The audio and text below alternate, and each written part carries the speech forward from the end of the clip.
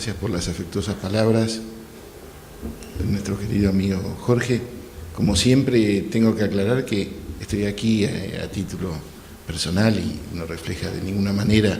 ninguna posición del gobierno argentino ni de la Cancillería. Lo hago en mi carácter de miembro de la Academia del Mar y también de miembro del Foro de Encuentro Argentino, un grupo que reúne a profesionales de distintas disciplinas que tratamos de pensar la Argentina del siglo XXI. Y aquí se encontró una gran confluencia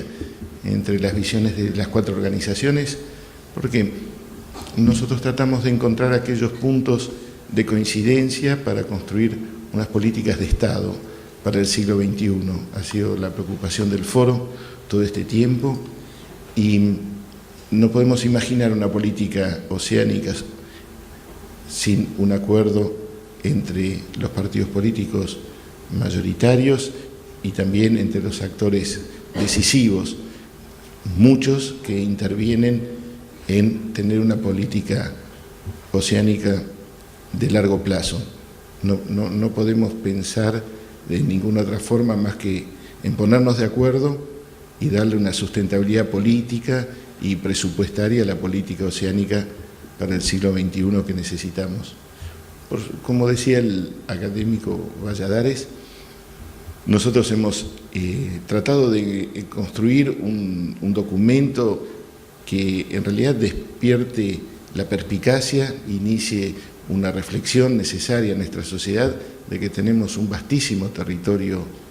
oceánico, un territorio en el cual debemos desarrollar nuestras capacidades y debemos actuar con inteligencia en función de los criterios que han sido expuestos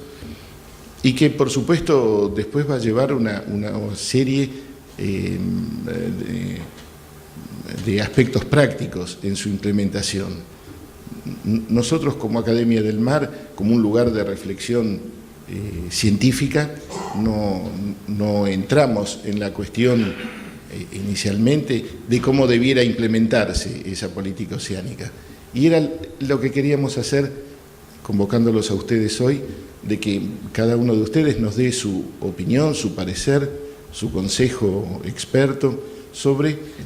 en qué debiera consistir esta política oceánica para comenzar también a despertar la perspicacia de la academia y de otras instituciones e iniciar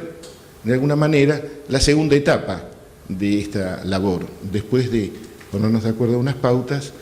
comenzar a pensar qué es lo que debiéramos hacer para tener la política oceánica del siglo XXI que necesitamos y nos merecemos. Lamentablemente el auditorio conspira un poco para que todos nos veamos. Tenemos dos opciones. Una es que damos el micrófono.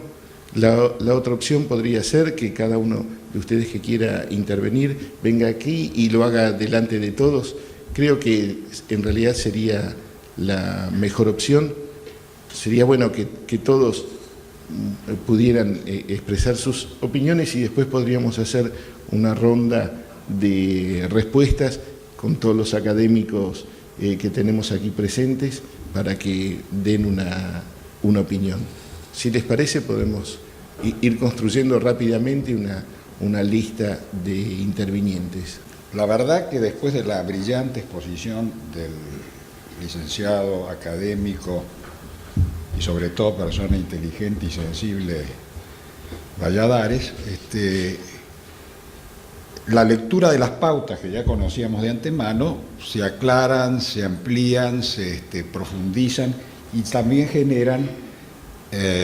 interrogantes, porque la propuesta de las pautas es tan vasta, es tan apasionante, es tan multidisciplinaria, que realmente, ¿no es cierto?, afrontar los desafíos que estas pautas proponen supone una sumatoria de inteligencias, trabajando con una metodología, trabajando con un cronograma y trabajando con objetivos, ¿no es cierto?, a cumplir. Tal vez esto sea hablar de cosas algo excepcionales en la Argentina, es decir, La Argentina tiene un grave problema, a mi juicio, es un problema de los argentinos, ni siquiera de los gobiernos y tal vez de estados que se pueden caracterizar como estados bobos, es decir, los estados que tienen incapacidad de pensarse a sí mismos, de pensar su actualidad y pensar su proyección al futuro. La Argentina, lamentablemente, es un estado, el Estado argentino, lamentablemente, es un estado que tiene una incapacidad manifiesta, por distintas razones, de pensarse estratégicamente. Y uno de los temas, a mi juicio, que realmente merece un pensamiento estratégico es el tema de una política oceánica, porque la política oceánica no es solamente las actividades que se desarrollan o las actividades de protección o las actividades industriales, sino que la política oceánica tiene que ver con una concepción general del país, que no es solamente un océano, sino que también es un continente. Más aún, pensando el país, ya no en sus fronteras tradicionales, sino dentro de un conjunto regional, dentro de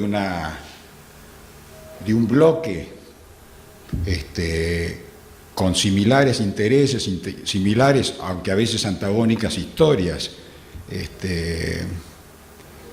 generadora de situaciones frente a las políticas globalizadas, ¿no es cierto?, que necesitan ser examinadas más allá de nuestras propias fronteras. Pienso entonces que la política oceánica que se propone en estas pautas requieren de una visión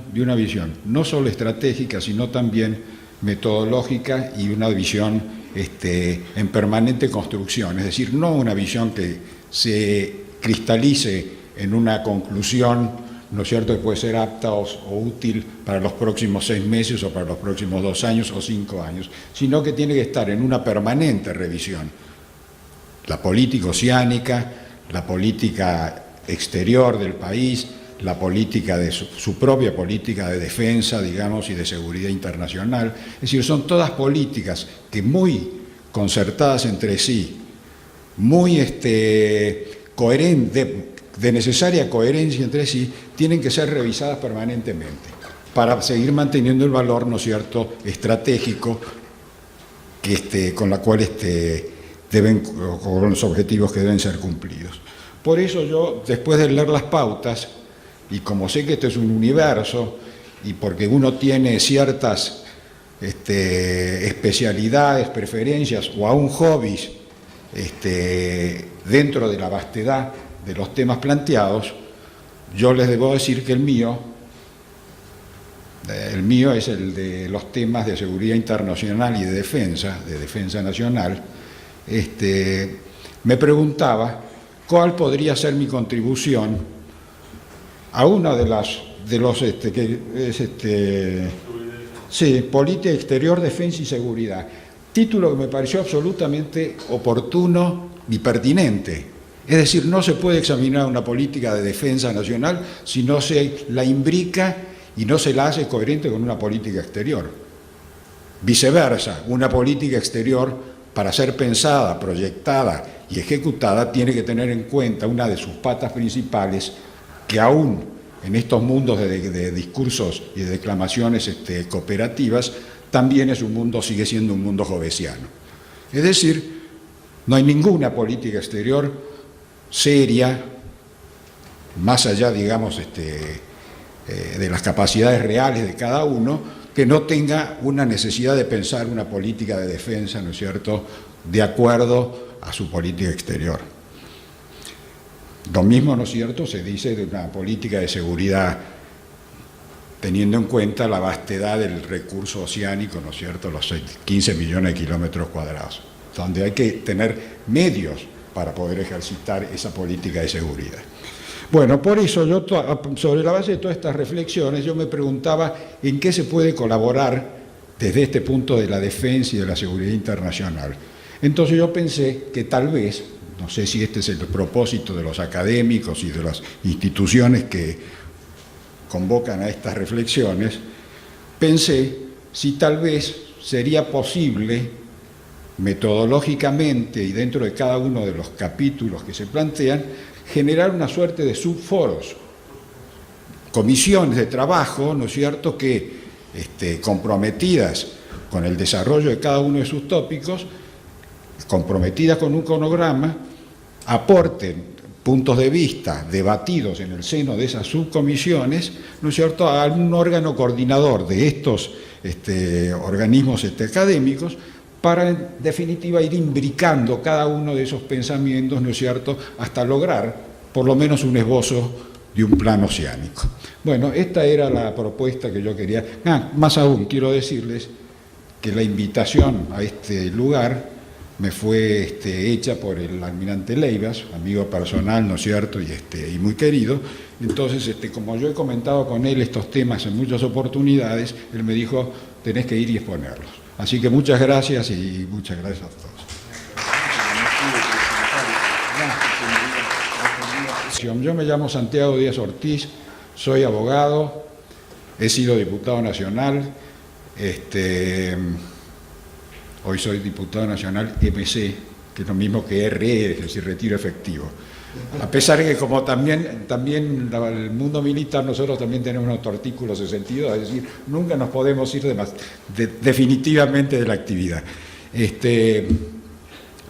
Yo tengo elaborado un pensamiento que denominé, un escrito, que denominé Reflexiones sobre la defensa nacional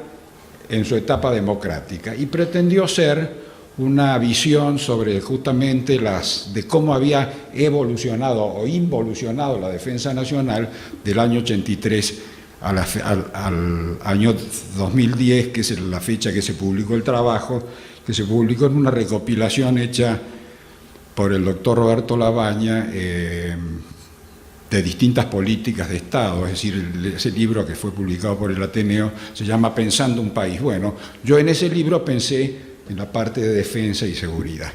y ahí está publicado mi aporte, mi visión sobre lo que es la defensa, lo que ha sido la defensa argentina y lo que es hoy en la actualidad.